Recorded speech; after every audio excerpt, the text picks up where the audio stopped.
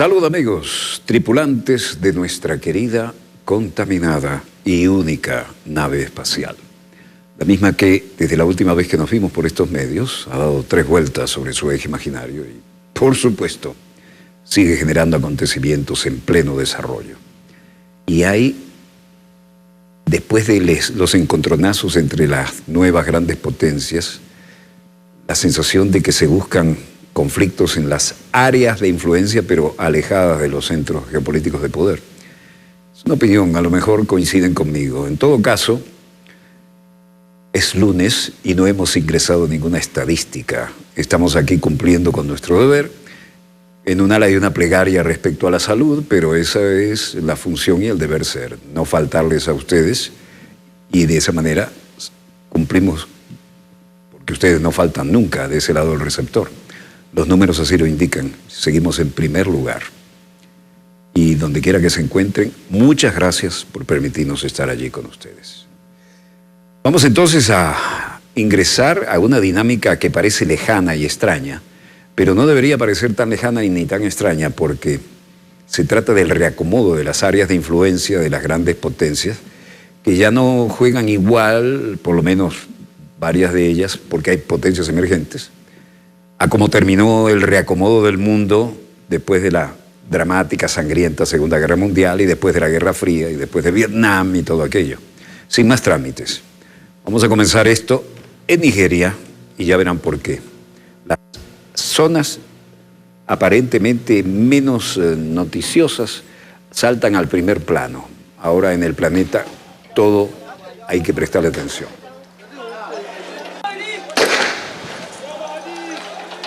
Estamos viendo una sociedad que luce moderna, donde los derechos humanos se habían afianzado, donde la capacidad de consumo parece también interesante, pero la realidad política es esta.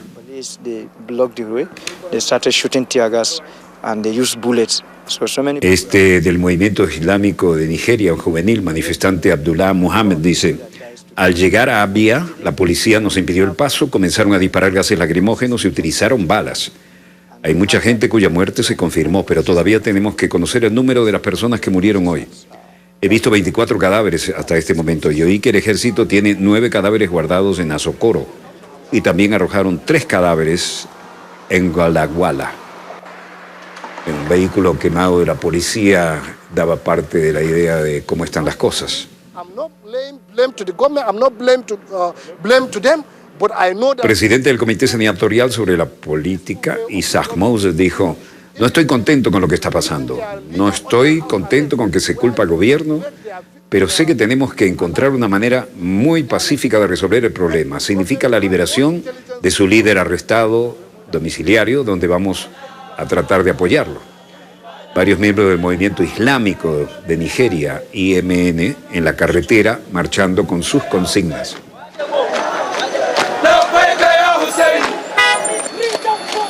Recuerda lo que hablamos un poco de choque de civilizaciones, más bien choque también de religiones por su poder de convocatoria, ¿no?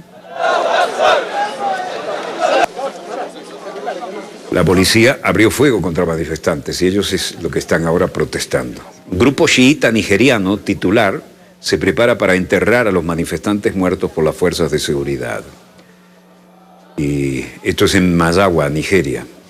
Miembro islámico de Nigeria.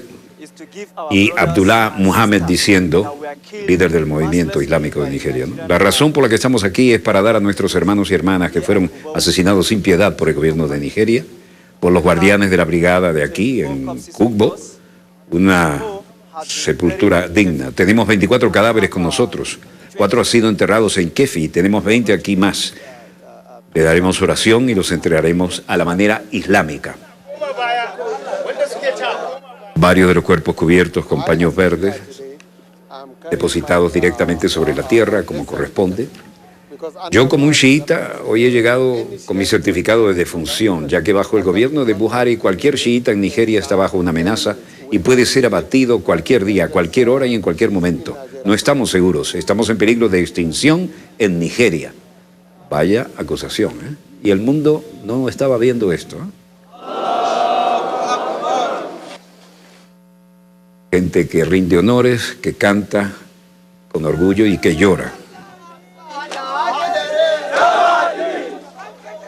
miembros femeninos, juntos, no tan juntos porque la religión tiene sus códigos, y esos golpes de pecho afianzan el mensaje. Los cuerpos de los miembros del movimiento islámico de Nigeria, el IMN, asesinados por las fuerzas de seguridad nigeriana, yacían en verde esperando el entierro. El entierro se pospuso porque el carpintero no pudo preparar todos los ataúdes como es el ritual. En Nigeria se sospecha que los militares de Boko Haram mataron a 15 personas en el noreste. En Maiduguri, personas cerca del sitio donde fueron quemadas numerosas viviendas, y niños que pasaron por la pila de artículos quemados, personas caminando, un dolor generalizado y una violencia que estalló, no se sabía cómo ni por qué, y ahora es noticia mundial. En la aldea de Bulabrin, Bulama Abbas dice: sinceramente, no sabemos si las personas desaparecidas volverán, porque todos huimos durante este brutal ataque. Fue una represión sin límite. Incluso muchos de nuestros hijos siguen desaparecidos.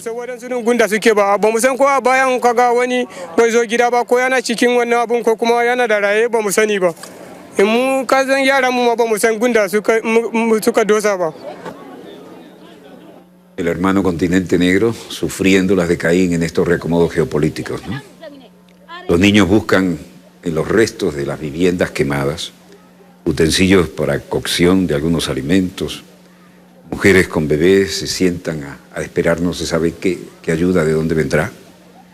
La historia es que los presuntos miembros de la insurgencia islamista de Boko Haram mataron no menos de 15 personas.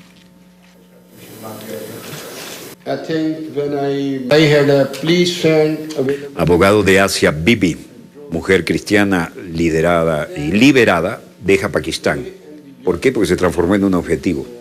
Saiful Mulok dando la conferencia de prensa y diciendo que personal de las Naciones Unidas instó a que se fuera de Pakistán el sábado, después de la absolución de la señora Asia Bibi, que fuera absuelta la semana pasada. Allá, Países Bajos, Saiful Mulok, abogado de la mujer cristiana Asia Bibi, llegando a otra rueda de prensa complementaria. Asia Bibi y Saiful Mulok dice: yo tenía un amigo policía disponible en el Tribunal Supremo, conduje con ellos, y entonces ellos y los embajadores de Europa y de Islamabad me ayudaron durante 3 días y luego me pusieron en un avión en contra de mis deseos. Presioné y dije que no saldría del país a menos que sacara a la compañera Asia de la prisión. Nada se pudo hacer.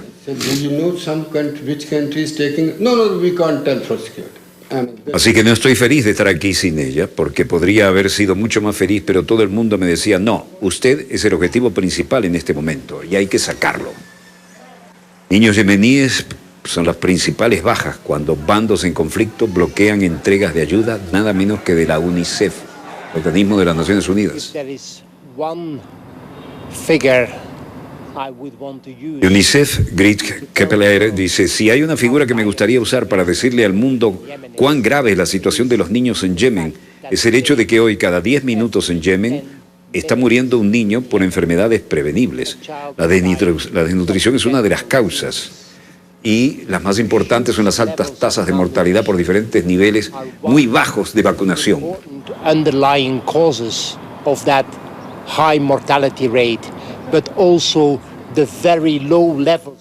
Luego, el director de UNICEF, Grit Kepler, dice: 1.800.000 niños menores de 5 años sufren de desnutrición aguda y 400.000 sufren de una forma de desnutrición aguda grave que amenaza su vida. 400.000 niños que no reciben tratamiento médico alguno y pueden morir cada segundo mientras estamos hablando. Of these children are suffering the life-threatening form of severe acute malnutrition. These are 400,000 children, if not being treated, can die every single second. Madre que lleva a una niña después de pesarla. Ninguno de los niños está de acuerdo al peso que cabía esperar para su estatura y edad. En Saná, Yemen, director de KPLR, dice, me reuní con familias de Hodeidah en Saná que me decían que las verduras y las frutas para los niños ya ni siquiera se pueden comprar. Falta de acceso al agua potable es otro problema importante que causa diarrea y posteriormente malnutrición.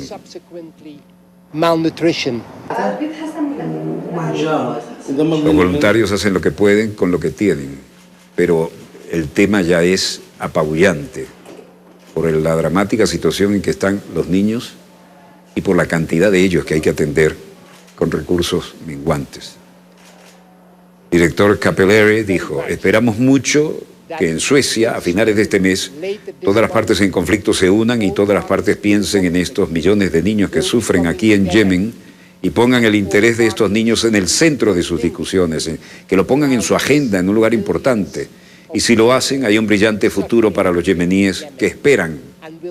The interest of these children at the center of their discussions, and if they do so, there is a bright future for Yemeni people awaiting. El hospital Al-Zabin.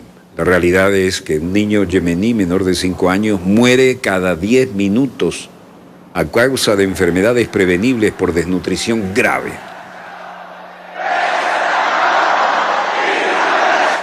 El titular Jamenei de Irán dice que los Estados Unidos ahora están más débiles que hace 40 años.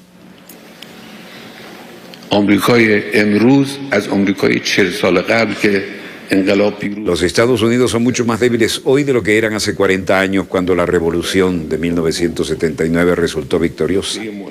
El poder de los Estados Unidos está en declive, es el punto importante. La mayoría de los políticos del mundo y los analistas de asuntos globales creen que el poder blando de Estados Unidos está agotado, está siendo destruido.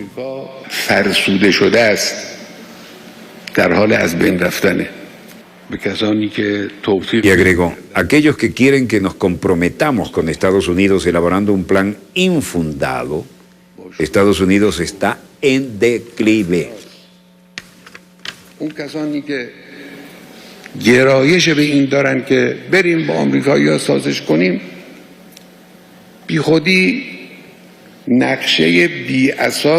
El líder supremo, el Ayatollah Jamenei, dijo también que Estados Unidos y las políticas del presidente Donald Trump se han enfrentado a la oposición en todo el mundo y Estados Unidos no ha logrado reafirmar su dominio sobre Irán desde la revolución del 79, que superó al Shah con todo el respaldo dado por Estados Unidos y todo el armamento que se le había entregado. El mundo se opone a cada decisión tomada por Trump, dijo. Irán marca 1979, año de incautación de la embajada, cuando se imponen amenazas de sanciones petroleras. Recuerdan aquellos dramáticos años y las transmisiones diarias que hacíamos vía satélite. Banderas de Estados Unidos e Israel, personas reunidas para marcar el aniversario, bandas y banderas. Comandante superior de los guardias revolucionarios de Irán, el mayor general Mohammad Jafari. Hombre con lectura en la bandera que dice, abajo Estados Unidos. Este es un archivo del año 1979, tomas de presentación que hacen papeles de los Estados Unidos tomados de la embajada. Aquella toma de la embajada fue una sorpresa espectacular, además, ¿no? Tomas de rehenes cubiertos, archivo de noviembre de 1979, mezclado con las manifestaciones actuales. Los estudiantes militantes salieron a la vanguardia y nadie los pudo parar y sorprendieron a todos, incluyendo a la seguridad de la embajada, que estaba en estado de máxima alerta. Abajo con Estados Unidos, ese año, ¿no? La entrada principal de la embajada de Estados Unidos, banderas revolucionarias, estudiantes contra la pared de la embajada. Estas son las imágenes de aquellas que transmitimos en 1979.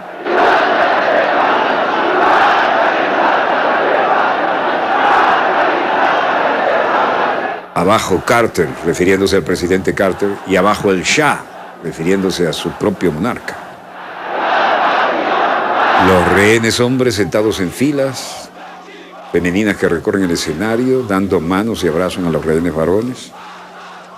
El Ayatollah Jamenei pendiente de los seguidores, dando bendiciones desde las posiciones altas de las cuales se dirigía a ellos. Acuerdos para salir del autobús que debía moverse a través de la multitud en el aeropuerto de la ciudad cuando se negoció la salida de algunos diplomáticos y gente que estaba al margen de esto.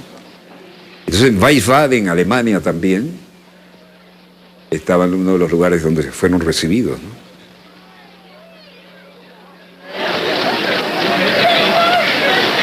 Rehenes que salían de aviones que los habían rescatado. Cientos de iraníes tomaron las calles ahora para conmemorar la toma en 1979 de la embajada de Estados Unidos en Teherán, el domingo 4 de noviembre, justo en la víspera de la administración Trump, reintroduciendo sanciones contra Teherán. Ahí los traían. Trabajosa, complicada, pero al final exitosa negociación. Estados Unidos ahora impone más sanciones a Irán. El secretario de Estado Mike Pompeo, el secretario de la Tesorería Steven Mnuchin, en conferencia de prensa en Washington, habla Pompeo. Nuestro objetivo no es matar de hambre al régimen iraní de los ingresos que utiliza para financiar actividades violentas y desestabilizadoras en todo el Medio Oriente, y de hecho en todo el mundo. Nuestro objetivo final es convencer al régimen de que abandone su curso revolucionario actual. El régimen iraní tiene una opción. Puede hacer un giro de 180 grados desde el curso de acción ilegal y actuar como un país normal, o puede ver cómo su economía se va a desmoronar. Esperamos que sea posible un nuevo acuerdo con Irán. Cambios en las 12 formas en las que enumeré en mayo. Seremos implacables en el ejercicio de la presión sobre el régimen. Como reflejo de esa resolución, hoy reimponemos todas las sanciones que se levantaron anteriormente en virtud de un acuerdo nuclear. Esto incluye sanciones sobre energía, banca, industrias de construcción, naval, naviera. Desde que el gobierno de Trump llegó al poder, hemos realizado 19 rondas de sanciones contra 168 entidades iraníes. Las sanciones de hoy acelerarán el rápido declive de la actividad económica internacional en Irán desde la implementación nuestra de la estrategia desde mayo.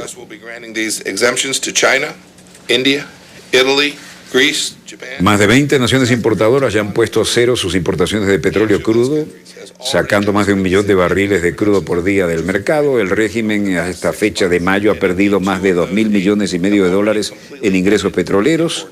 Han decidido emitir asignaciones temporales a un puñado de países responsables de circunstancias específicas. Estados Unidos otorgará estas exenciones a China, India, Italia, Grecia, Japón, Corea del Sur, Taiwán y Turquía. Cada uno de estos países ya ha demostrado lo significativo de la compra del crudo iraní en los últimos 6 meses y cómo cambian las cosas. Secretario del Tesoro Steve Mnuchin dice: hoy hemos sancionado a más de 700 individuos, entidades, aviones y embarcaciones como parte de la acción de un solo día del Tesoro contra Irán. Más de 300 de esas sanciones son nuevos objetivos. Disfrutamos de cientos de personas y entidades previamente sancionadas, otorgado alivio a las sanciones bajo la CPOA. Estas sanciones poderosas se dirigen directamente a los sectores bancario, energético y marítimo de Irán.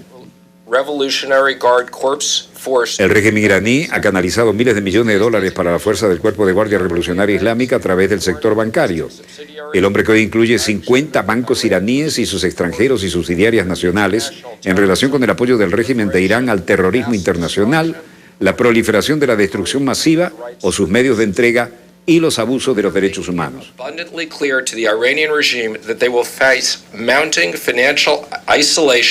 Estamos dejando bastante claro al régimen iraní que se enfrentará a un creciente aislamiento financiero hasta que cambien fundamentalmente su comportamiento desestabilizador.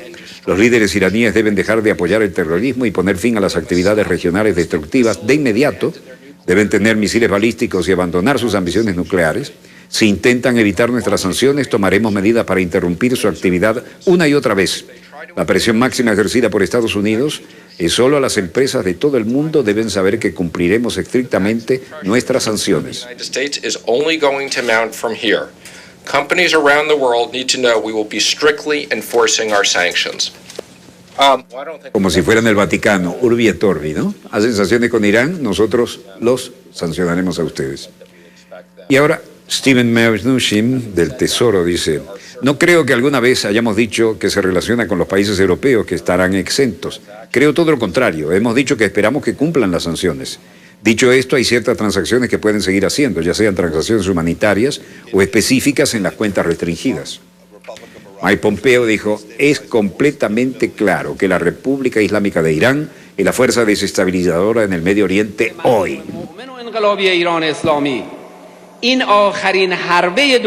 Mientras tanto, el jefe de la Guardia titular dice que Irán resistirá y derrotará a Estados Unidos. Miles de iraníes en las calles celebran el evento de la toma de la embajada en el 79. Miles de personas celebran el aniversario. Abajo Estados Unidos, abajo Israel, victoria del Islam. Carteles que muestran la cara del presidente Donald Trump con bigotes y dientes y 4 brazos en forma de esvástica. Y varios del comandante superior de las Guardias Revolucionarias de Irán, el mayor general Mohammad Jafari, en el discurso de presentación de esta etapa. Vienen otras.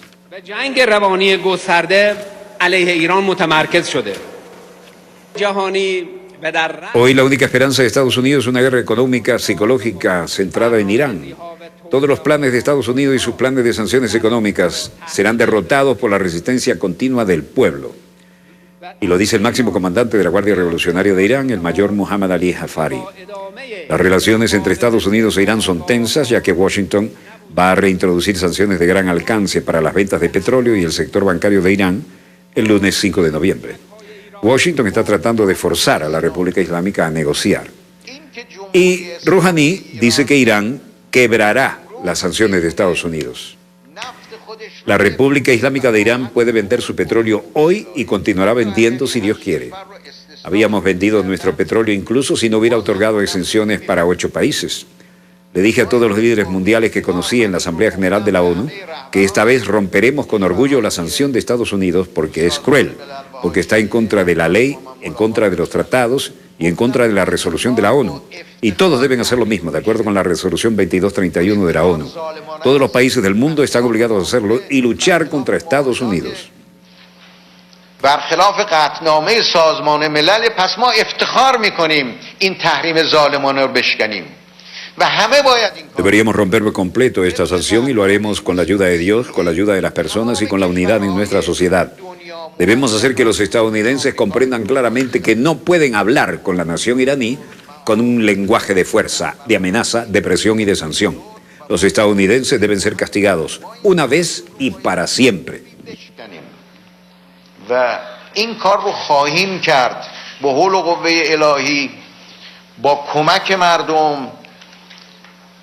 و با اتحاد و وحدتی که در جامعه هست باید تفهیم کنیم. En suma, el presidente iraní Hassan Rouhani dijo que Irán quebrará las sanciones de Estados Unidos que le impuso Washington el lunes 5 de noviembre. Rouhani dijo: Irán puede vender su petróleo hoy, y agregó que las sanciones son crueles y contra los tratados y contra las resoluciones del propio Estados Unidos. También dijo que Estados Unidos debería ser castigado y que ellos deberían entender claramente que no pueden hablar con la nación iraní usando el lenguaje de la fuerza, la amenaza, la presión y la sanción. Bueno, Netanyahu dio un paso al frente y salió a decir que Trump tomó una decisión valiente en los Estados Unidos con las sanciones a Irán. Claro, el enemigo de mi enemigo es mi amigo, ¿no?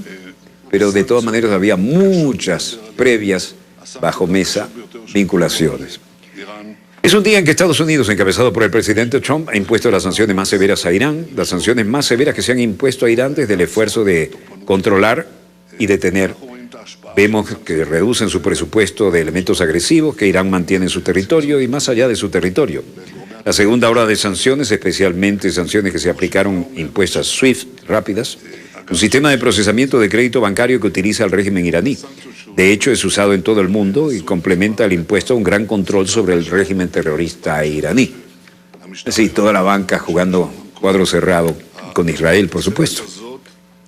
Me gustaría agradecer al presidente de Estados Unidos, Donald Trump, por una decisión valiente, decidida e importante.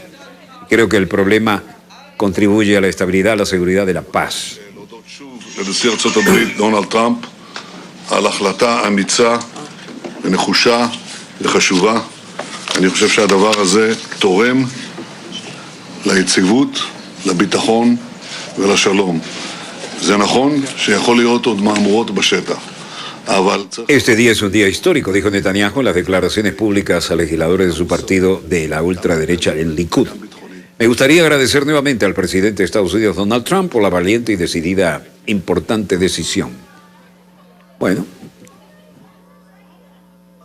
¿qué tenemos acá? El día anterior a las elecciones, los partidarios de Stacey Abrams salen a la calle. Esto es Atlanta, Georgia, donde muchas veces campearon por su fuero los racistas. Varias personas en la casa están como estación de previsión, varios signos en el césped, todos los elementos para decir con quién estamos y estamos preparados, ¿no?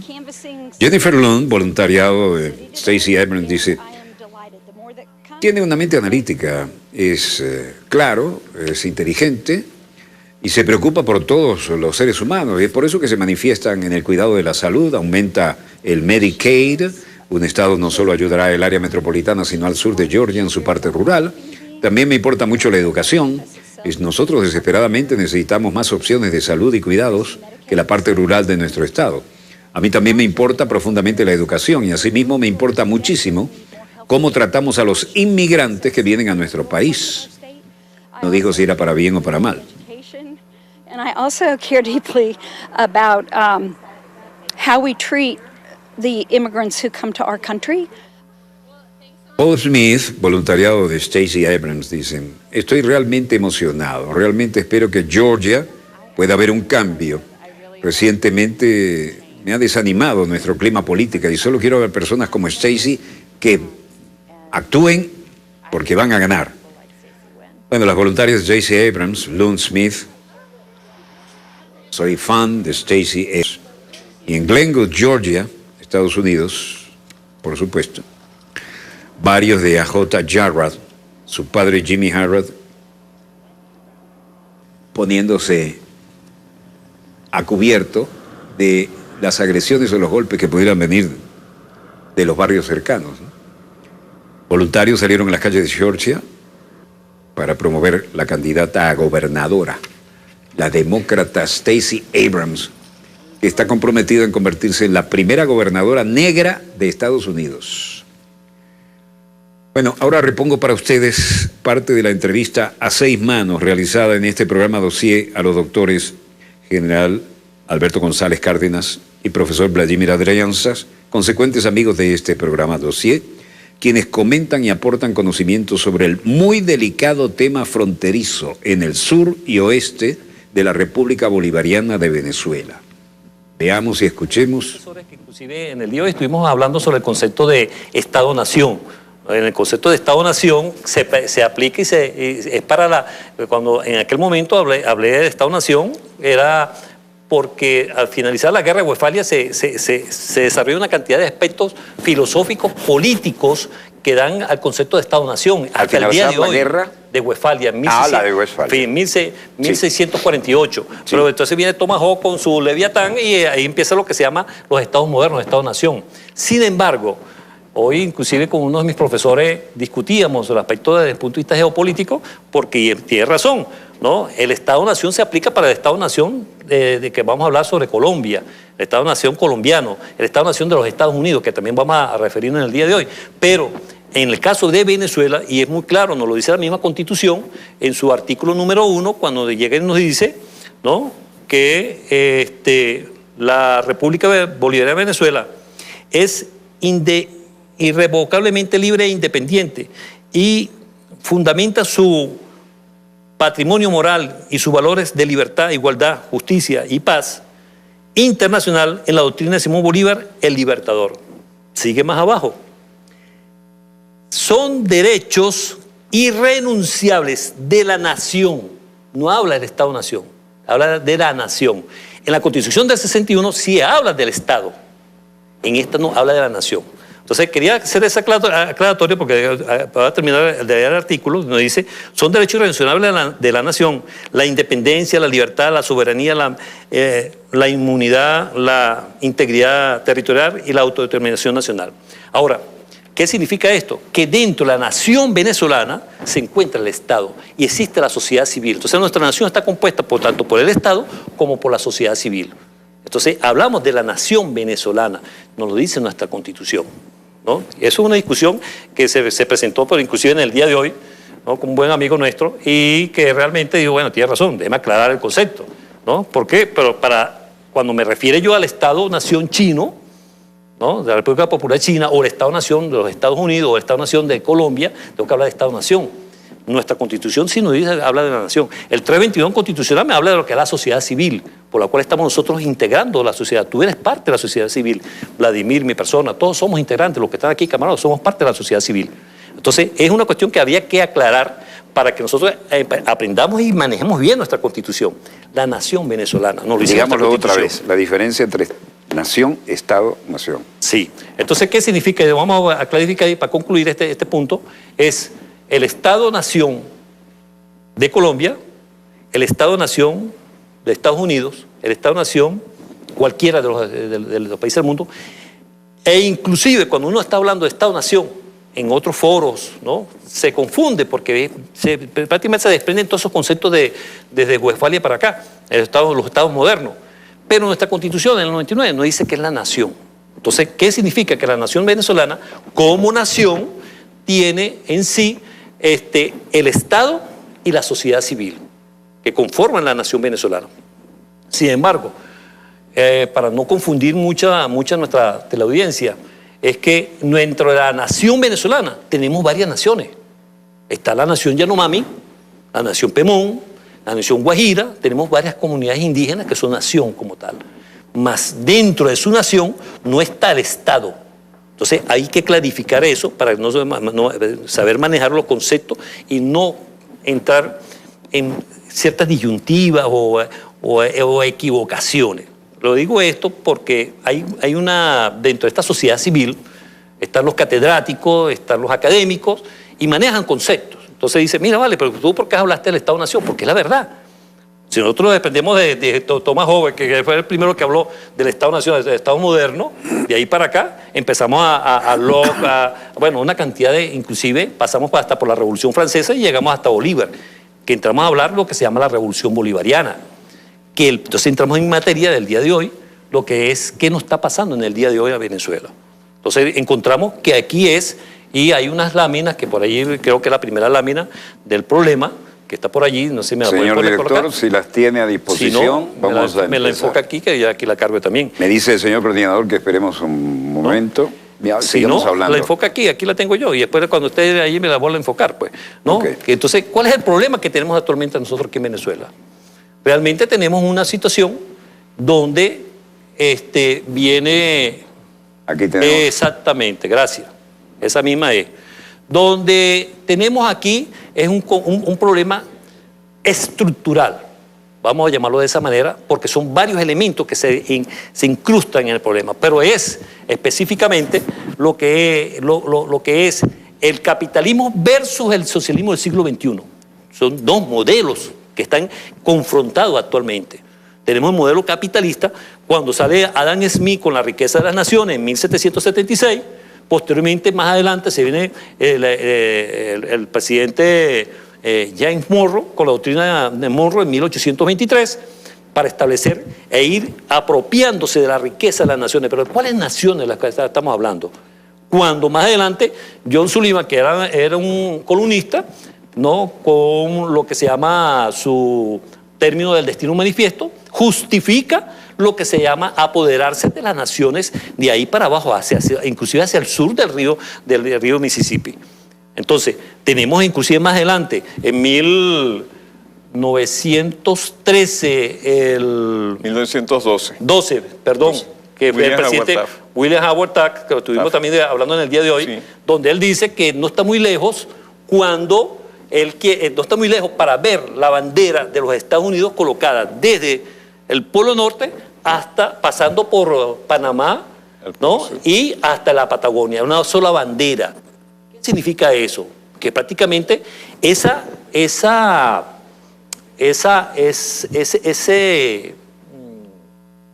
pensamiento. Sí, ese pensamiento, ese concepto de querer tener todo el hemisferio completo para los americanos, es para ellos, no para nosotros. Ahora, tenemos un proceso que está ahorita en marcha, que es el capitalismo versus socialismo, que son dos corrientes. ¿Por qué nosotros decimos socialismo del siglo XXI? Porque prácticamente arrancamos con una revolución bolivariana, desde inclusive el discurso del presidente, bueno, que en el momento era presidente, era nuestro libertador Simón Bolívar en 1819, el discurso de Angostura, donde se marca prácticamente elementos fundamentales de lo que es hoy día la revolución bolivariana. Posteriormente, más adelante, contamos con, y para no irnos hacer tan larga la historia, lo que es que el presidente Hugo Chávez, ¿no?, rescata todos esos conceptos que son revolucionarios, bolivarianos, y se saca lo que es la Constitución de la República Bolivariana de Venezuela. Ahora, ¿qué tenemos en la Constitución de la República Bolivariana de Venezuela? Tenemos lo que es la Revolución Bolivariana. Aquí esto es la Revolución Bolivariana. Y mucho hablamos, cuando hablamos del socialismo del siglo XXI, ¿qué es el socialismo del siglo XXI? El artículo número 2 de nuestra Constitución nos dice que es un Estado de derecho, de social y de justicia. Entonces, por aquí arrancamos el socialismo del siglo XXI. Esto es una tremenda Constitución, muy avanzada, por cierto, ¿no? Para el día de hoy, para inclusive muchas veces que deberían de tenerla como, que nos tienen inclusive a nosotros como elementos para lo que es la parte de referencia mundial, porque aquí se está llevando a cabo una revolución totalmente diferente a las que se han llevado en otras partes del mundo. Cuando hablamos que inclusive el presidente de Chávez, cuando hablaba, mi comandante Chávez hablaba que el socialismo del segundo, que es el amor, ¿no?, y que el primer socialista de esta revolución fue Jesús de Nazaret. Cuando uno se empieza a revisar lo que se llama el socialismo de la Iglesia Católica, existe la teoría social de la Iglesia Católica y habla del amor. Inclusive Juan Pablo II en 1985 sacó su documento, su encíclica papal sobre el 70º año de lo que se llama la teoría social de la Iglesia Católica, ¿no? Y de allí habla sobre lo que se llama lo que es el amor. Lo que ves hoy día, el Papa Francisco habla sobre lo que es el amor de entre los seres humanos para poder rescatar la Iglesia como tal en todo eso. Sin embargo, ese problema que se manifiesta entre los estados, y si me quieren, me pueden por favor poncharme aquí en esta lámina que está acá. Giramos Sí, la... aquí la tienen. Está bien. Perfecto. Está perfecto. ¿No? Aquí tenemos nosotros al comandante de Comando Sur, almirante Kurt Tip, que nos está aplicando una especie de guerra de quinta generación. Pero ¿cuándo nace esa guerra de quinta generación? Si nosotros empezamos a ver que es un problema estructural, ¿desde cuándo empezó entonces ese problema estructural? En 1953, la CIA, pues, y eso lo sabe uno por los documentos que están desclasificados, en 1953 la CIA ya había hecho un estudio de Venezuela con respecto a qué tenía Venezuela en su subsuelo, en su tierra, ¿no? Como elementos estratégicos, como minerales estratégicos, aparte del petróleo. Y de los 28 minerales estratégicos que ellos determinan como estratégicos, 1953, de los 28, de ellos habían determinado que aquí habían 17 aquí en Venezuela. Sacando de allí, no está metido ni el torio, ni el coltán, ni el tungsteno, el uranio, sí, no está metido allí entre esos 17. Entonces, ya para el año 52, Truman ya le había dejado a Eisenhower, ¿no?, decir, mira, esta es Venezuela.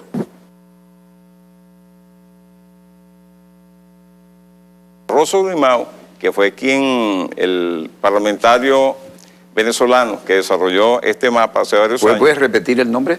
Rosso Grimau. Rosso Grimau. Él es miembro del Parlamento Latinoamericano por Venezuela. Sí. En fin, ¿ves? Rosso desarrolló ese mapa hace varios años con base a cruzar un conjunto de informaciones que le llegaron, que obtuvo de diferentes partes.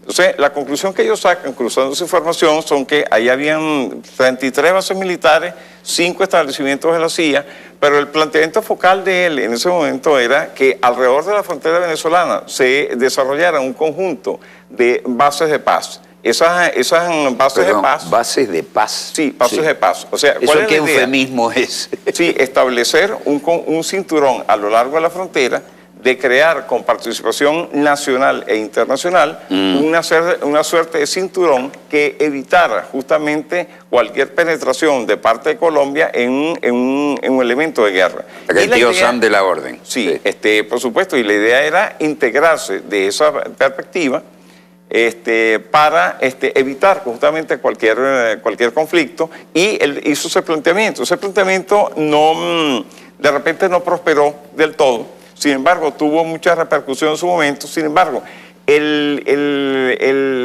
mapa que desarrolla Rosso, que así se llama el compañero Rosso Grimau, tiene una gran valía, puesto que de alguna manera va identificando con nombres que cruzó de todo el continente los diferentes establecimientos que en Colombia existen, que son utilizados en este caso por los Estados Unidos en el marco de lo que es la ocupación de ese territorio, porque vamos a estar claros, eso es un país ocupado. Vamos a estar... Colombia se bajó los pantalones con 9 bases gringas y además están muy felices de haberse los bajado. Sí, no solamente eso, ellos definitivamente han asumido ese rol de la suerte de Israel continental para poder de ahí proyectar el poderío de los Estados Unidos y para mantener justamente a la derecha, por decirlo así. El paralelismo es absolutamente adecuado. Sí. El Israel continental. Sí, el Israel continental, y además esa cuestión para sostener a la derecha de esa nación que tiene 200 años, como dijo la propia Piedad Córdoba estos días en una entrevista con Rafael Correa, matando gente, en pocas palabras. O sea, la única forma como ellos han logrado mantenerse en el poder ha sido a costa de la vida de mucha gente, y hoy en día, sobre todo a partir de los años 90, con la creación de los paramilitares, del marco de ese paramilitar. Y los israelíes le entrenaron los pilotos de combate, sí. Por decir solo algo, porque si digo todo lo que sé, ustedes se quedan sin micrófono. Adelante. Entonces, el punto acá en este caso, fíjate que todos los kéfir israelíes que tienen ellos, o sea, modificados y adecuados y todo lo demás, están previstos sobre esa base de lo que tú dijiste. Y justamente el escenario ¿cuál es? ¿Qué vas a hacer con un kéfir? Con el conflicto de paz, con el conflicto interno que tiene en Colombia. ¿Cómo combates un guerrillero con un kéfir? Quiere decir que el planteamiento estratégico ¿Y cómo sé yo, en una hipótesis de guerra, que el kéfir que viene a atacarme lo maneja un colombiano o un israelí? Ajá, eso es la otra historia. A menos que lo baje y pueda eyectarse. Pero en cualquiera de los casos, simplemente un avión kéfir, o sea, un jet kéfir, no sirve para combate de guerrilla, en pocas palabras. No, eso es un avión estratégico, no táctico. Yo no conozco de repente, yo no conozco todo el arte de la guerra como el general, pero indiscutiblemente la lógica te dice que eso no aplica ahí. Entonces, que además es el Mirage francés, cuyos planos se robaron. Sí. Ese es un Dreyfus al revés. Para allá. Y sí se lo robaron. Sí. Y fue de lesa patria. Sí, señor. Y después dice, no, pero a mí, pues yo estuve en la fábrica de los kéfir. Yo estuve en Israel, me invitó el general Sharon después de una pelotera que tuvimos aquí. Y me muestran, es más, me permitieron subir a la cabina de un kéfir. Me dice, bueno, usted estuvo en una fuerza aérea, ¿usted cree que esto es un Mirage? Esto es diferente. Le digo, sí, diferente en todo, ¿cómo no? Sí. Walter, y entonces... en la tecnología que le agregaste, pero es el Mirage donde lo pongas. El punto focal acá es que aquí, en todo este mapa, se demuestra lo que tú has venido diciendo en tu programa de hace mucho tiempo. La postura de Paul Coverdell.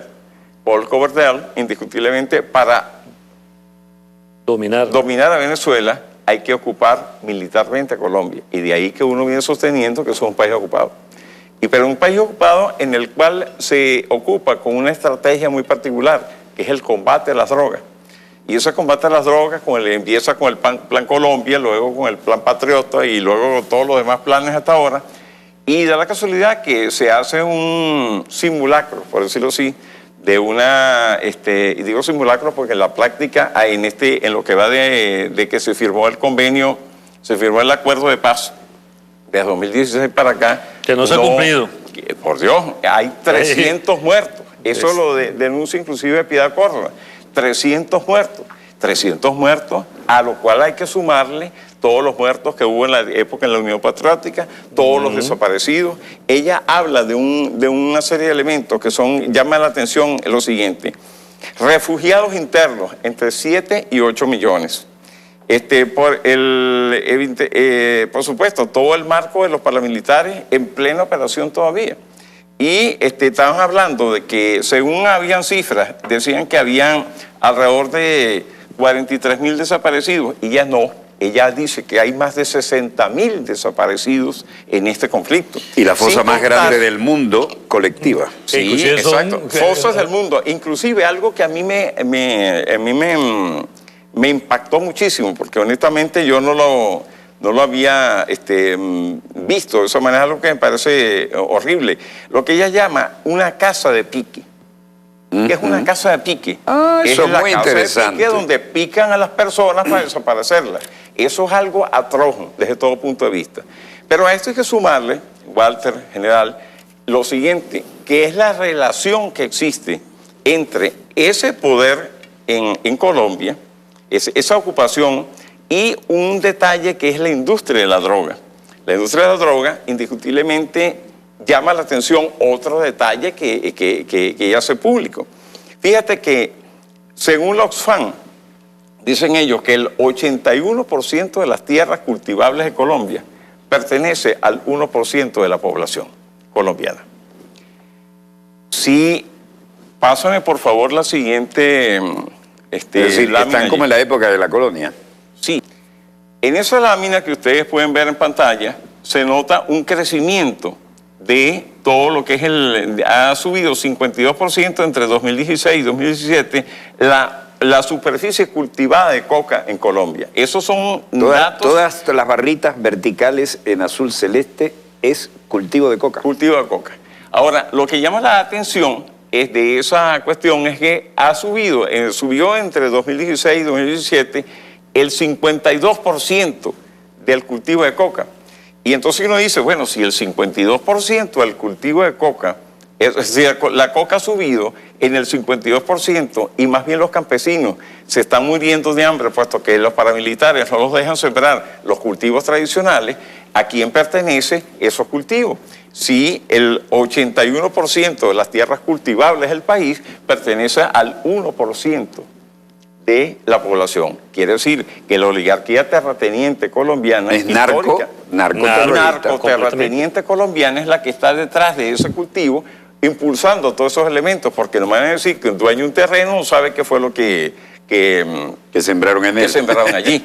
Indiscutiblemente hay una contradicción impresionante. Entonces, ese elemento es el que no ha logrado combatir el plan Colombia, el plan Patriota y el plan todos los demás que han tenido allí.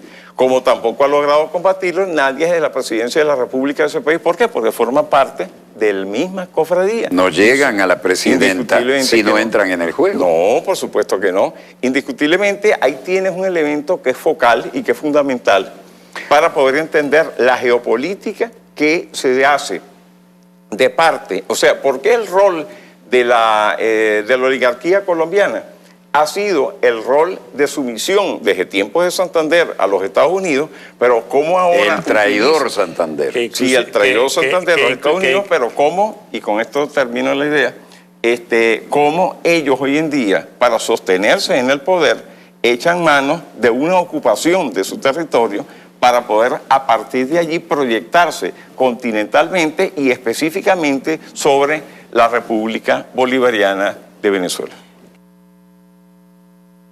Bueno, aquí tenemos unos testimonios. Y hoy, general en jefe Vladimir Padrino López, ministro de Defensa de la República Bolivariana de Venezuela, se ha referido a la acción criminal paramilitar en el estado Amazonas, situado al sur de Venezuela, cuyo resultado fue la lamentable muerte de 3 efectivos de la Guardia Nacional Bolivariana y 10 resultaron heridos.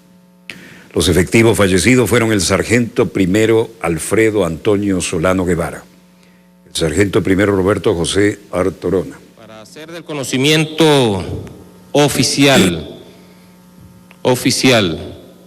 de una situación ocurrida ayer en el estado Amazonas, una situación lamentable lamentable para todos nosotros, lamentable para el pueblo de Venezuela, lamentable para la Fuerza Armada Nacional Bolivariana. Nuestra Fuerza Armada ha sido atacada vilmente, cobardemente, por grupos armados, paramilitares, que pretenden operar en nuestro territorio. Ha sido atacada como consecuencia de una detención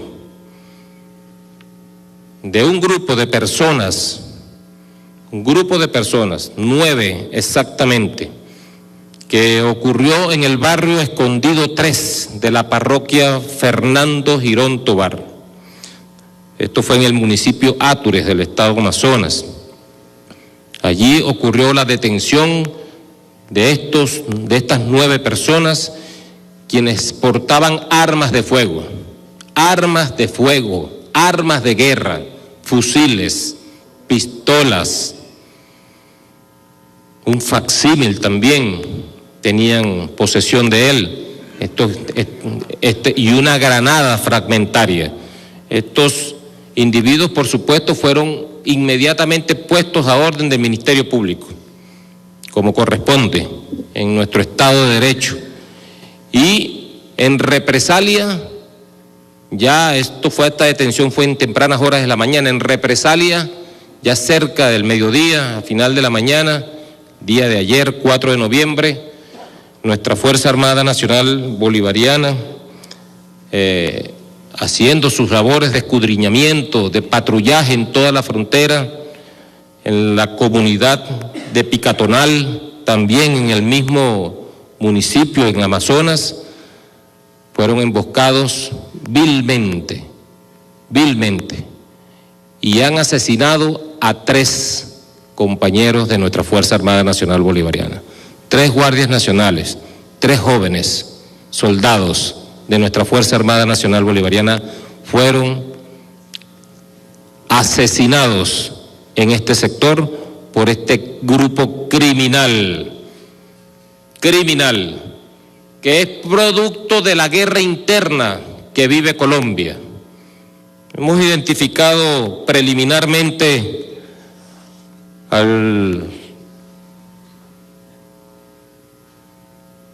un criminal llamado Luis Felipe Ortega Bernal, preliminarmente con cédula de identidad colombiana número 96.186.752, alias Salcedo, presuntamente con difusión azul e Interpol.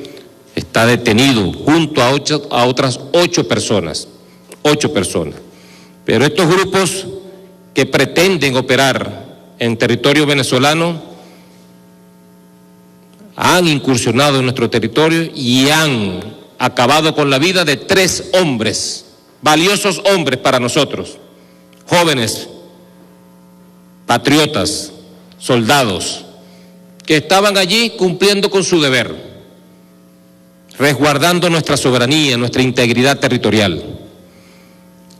Y esto debe ser rechazado por todo el pueblo de Venezuela, debe ser rechazado por toda la Fuerza Armada Nacional Bolivariana, porque es algo que nos agrede a nosotros, producto de esa guerra interna que Colombia, el Estado colombiano no ha sido capaz, no ha tenido la capacidad, el Estado colombiano, de resolver a lo largo de más de 60 años de guerra interna.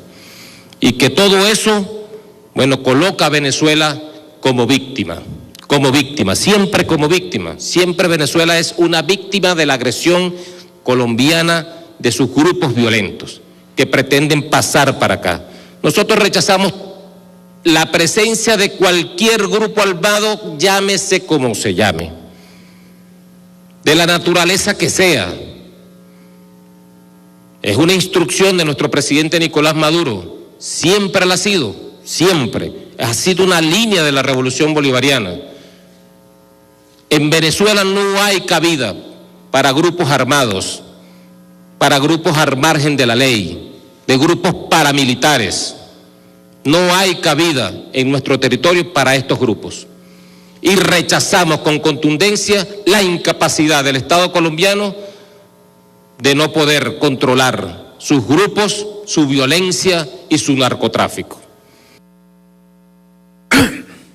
Bueno, aquí tenemos declaraciones del más alto nivel del área castrense que no ameritan ni se nos ocurriría agregar ningún comentario. Cúmplase y téngase muy en cuenta que esta es una verdad permanente con la que tiene que cargar Venezuela, la República Bolivariana de Venezuela, que además ha recibido generosamente a 6 millones de colombianos que reciben aquí salud gratis, educación gratis, seguridad para sí, para sus familiares, sus hijos, para que crezcan en paz, y todos los beneficios que otorga este proceso en el que estamos viviendo y que molesta a tanta gente. Cosas veré de Sancho. Donde quiera que se encuentren, de ese lado del receptor, muchas gracias por permitirnos estar allí con ustedes. Desde el estudio 3 de Venezolana de Televisión, VTV, Víctor Tango Víctor, finaliza aquí Dossier, el programa decano en todo el hemisferio occidental de la información internacional vía satélite. No nos envíen mensajes de Telesur, este programa no es de Telesur. Si nos ven por Telesur, muy bien, muchas gracias, pero ya saben cuáles son las coordenadas. Les habló Walter Martínez, productor y conductor de Dossier. Disponga usted de las cámaras, señor director.